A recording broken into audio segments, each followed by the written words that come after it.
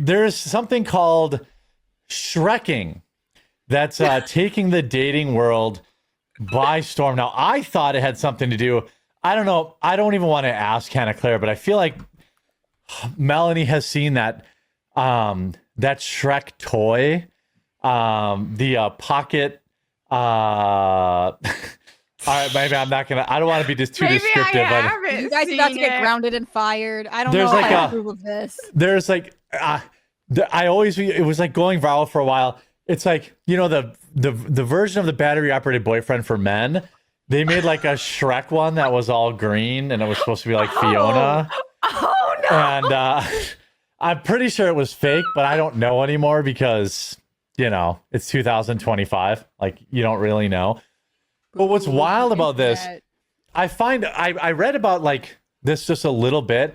It seems awfully demeaning. So it's called shreking. Apparently, the term derives its name from the wholesome animated film Shrek.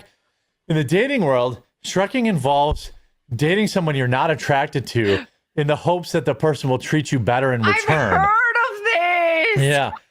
I feel really sad for people dating right now. This is not good. This is very like, so it says shreking may be a new addition to the modern dating lexicon, but it's long been a universal experience.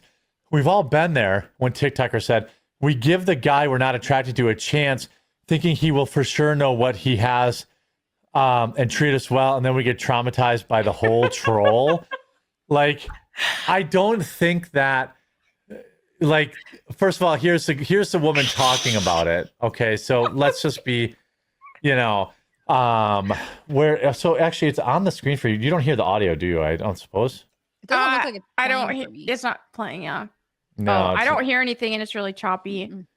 Well, it's some chick who's got full on cake face and Phil. You know, she's got a face filter on. She's got her Jesus medallion pulled out here. Like, I think this is wildly demeaning. It is, but there's also layers to this. First of all, right. there are a lot of speaking of ogres. Speaking of ogres, there's layers, right? Okay. So, first of all, some women that do claim that they did the whole shreking thing are unaware that they were dating within their league. They think they were dating beneath it, but they actually weren't in the same league. So it's not actually shreking. Okay, yeah, that is a sick burn. Yeah. It does happen. But secondly, shreking is kind of real though as a concept, but not exclusively to just a woman giving a man a chance. It will be the same if a man giving a woman a chance too. If you go and date somebody you're not attracted to, men do this. Well, I have seen men do this. I have, and guess what? When they do, then that woman, they'll think, oh, I've been going after, you know, the really pretty girls. Let me go after a more homely girl thinking that she's going to treat me better. They do that. And then that girl doesn't treat him better. Like they get shreked too, because it's just like, oh, I pulled this guy. I deserved it. And so then if anything, it gasses them up and they don't treat them any better. So I don't think it's specifically like a lot of these women are trying to make this a gendered thing. Like it's just women do this to men. And then, it's both. It goes both ways. I think that if somebody, and I have never met a man who's dated a woman he's not at least a little attracted to, but I think men are also more capable of expanding what they're attracted to than people think. I won't say more than women because I don't know. But like in my experience, I've seen guys date 8s and 5s, and to them, there's no difference whatsoever at all. So I'm like, I don't find guys to be as rigid with their, you know, the super alpha giga chad guys maybe are, but like even then, they date the same girl over and over again. Like you date the exact same build, the exact same girl you met her at the exact same club, and guess what? It didn't work out for you. Yeah. I've like. I mean, just in my own dating experience, I dated a wide variety of women because I mean, there needed to be lots of them to fulfill me, obviously. But there was like, I think that there's a wide variety of what I think is attractive for a girl, and I guess it starts out if you're participating in shreking, then you're probably already in a bad spot because you think you're setting standards. You're a little bit also it's shreking usually happens when you've gotten hurt, you got your heart broke, or you're getting sick of it, and you're like, okay, let me lower my standards in this department. Again, this is for actual self-aware people, not for ones who think that they're better looking than they are. But yeah, when you're, let me go for somebody who is not as attractive, but they'll appreciate me more. That doesn't usually work that way. And that's the thing, is when it comes to attraction, a huge part of somebody being attractive is going to be the effort that they put into themselves. Because if you look at in the 70s, those pictures at the beach that we see all the time, everybody was attractive. Everybody was fit. Yeah, everybody. It's because they all took care of themselves. So I really even the homely girls were like, oh, she's in a bikini, nice. Right, Like, she looked good. Like she yeah. was. So I think that for the most part, when you see a lot more unattractive people in this day and age, it's because most people aren't taking care of themselves as well as they used to. So when you go for somebody that is less attractive, that because you think they're going to treat you better, well, if somebody is already not putting effort into themselves to be in that state, then that's a reflection of who. Of the effort that they'll put into you as well. It can be. Now it depends, because then there's vanity. Feel that, I think. But there is some element of that where it's just like, hey, they don't care about themselves, their own health, their own appearance. Well, then they're not going to really care about you either. Well, I also think there's something weird about dating from a mindset of like, I want to be, and I know people do this, but like, I want to be the more desirable, dominant partner. Yeah, that women do that. Women do that. And I think men do it. We have to expand the term of dating. Like, guys who are looking to feel pretty for a night are happy if the girl they are not attracted to at the bar buys them a drink. Right. Because it's like a little self-esteem boost. Like, yeah, maybe they wouldn't go up to her on their own, but like, a win is a win. And you want to be like, you're operating from this weird low self-esteem scarcity mindset. And I think that is inhibiting actual relationships. Like if you go into it being like, this person owes me because I'm more attractive. Right. Exactly. You're setting yourself up. Yeah. Well, that's also a thing. Yeah. Somebody in chat said, all of Jeremy's dating knowledge is from when he was in high school. That's true. But I'm not dead. I can still tell you if I think. And my mom's gorgeous. That's just right. saying. And she's a little bit older than me, but like she's got a lot Cougar. that brings. She brings a lot. She's got a lot of knowledge. Let's put it that way.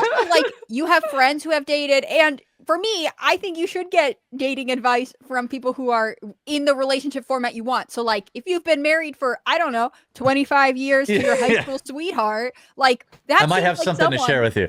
For real, I think that I don't get why anyone would discredit that, because that is the ideal situation. But what I'm also saying is she's married. She has a podcast. She's a famous like dating counselor. And I think she's been divorced like 2 or 3 times. And I always am like, you sound insightful, but also in the back of my mind, I remember that you're divorced. So well, you're at least not, even if you have good advice, you're not following it.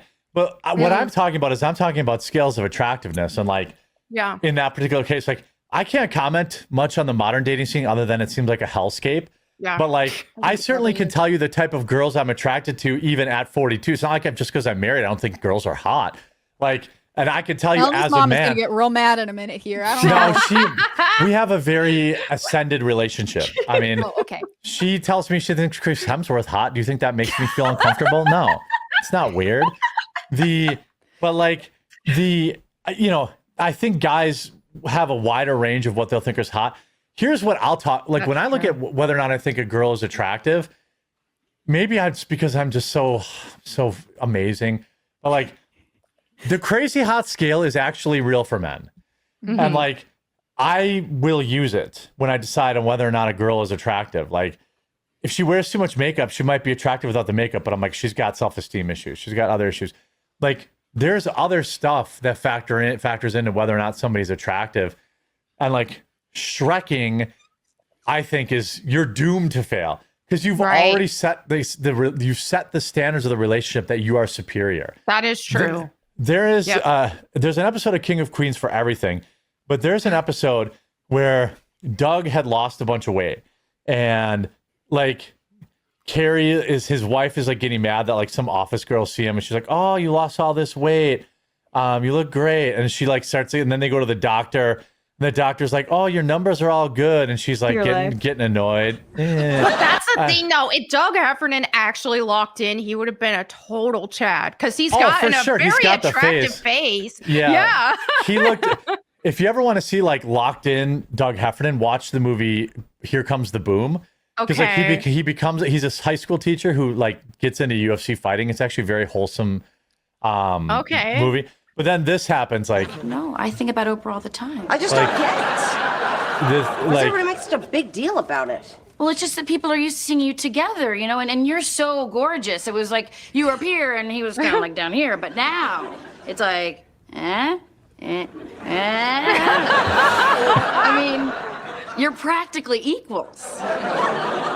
Oh, she don't like that. You know, okay, put your hands down before I smack him down. I mean, like that is That's a real thing. Like, from this friend for being like, you're up here, but also while raising Doug's hand, lowering the wife's hand. Like, that's hurts. Yeah, that would, it really should have just been like, you're up here, and he's like this. Because she hasn't changed. Like, right. Yeah. But like that, I think that if you're engaging in this type of stuff, like you're doomed to fail. Because you're going to always feel like you're doing them a favor, and they're going to pick up on that. Like, that is true. There's nothing more like they know that maybe you're quote unquote out of their league. And if you are not going to be able to hide that, you know that too.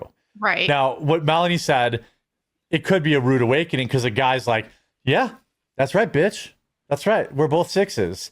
You aren't an 8. And like, even that then is going to be probably bad because she's going to resent him for thank you, ma'am. Or alternatively, if you're a man who's like, I'm going to give this girl I'm not that attracted to, or who I'm more attracted to, a chance, but you also like don't have a job and you don't treat her well, and like, you know what I mean? Like if you are then a terrible person, she's going to at some point be like, yeah, you're good, attractive, but like I hate this. This is not fun. I don't like this relationship. Well, it's going to be impossible to hide that you feel that way.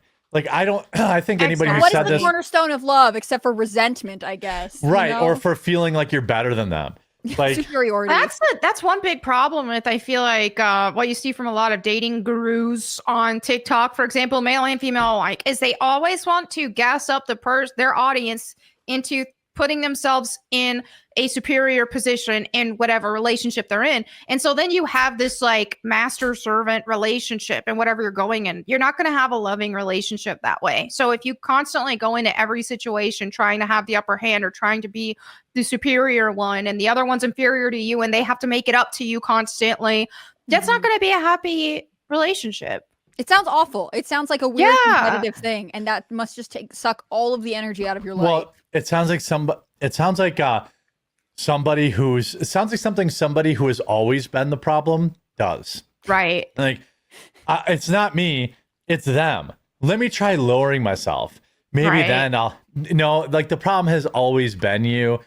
And, inevitably when that Uggo dumps you, when Shrek dumps you, you'll tell your other friends that was the lowest moment of your life. Like you're going to look back at that and be like, oh my God, I dated this ugly guy and he dumped me. Like, I think is there anything worse than that? Get Shreked. Like when getting Shreked. Who you were giving this opportunity to. That's what I read in the article. Like, which is interesting because they're talking about how like the girl on TikTok or some of these quotes are like, yeah, but then we get like treated badly by the ugly guy that we tried to date. And how would this happen to us? And you want to be like, you seem like the problem. Like blaming everyone around you. You're acting like you're doing charity work, and yet you are still ending up unhappy. Like let us have a wholesale reevaluation of your life. Yeah, there's no way that guy or girl doesn't pick up on it, and there's no way that you don't act like it. Like you think you'd be a little more thankful. Like that comes that comes out of their mouth at some point, and that'll be the end of it.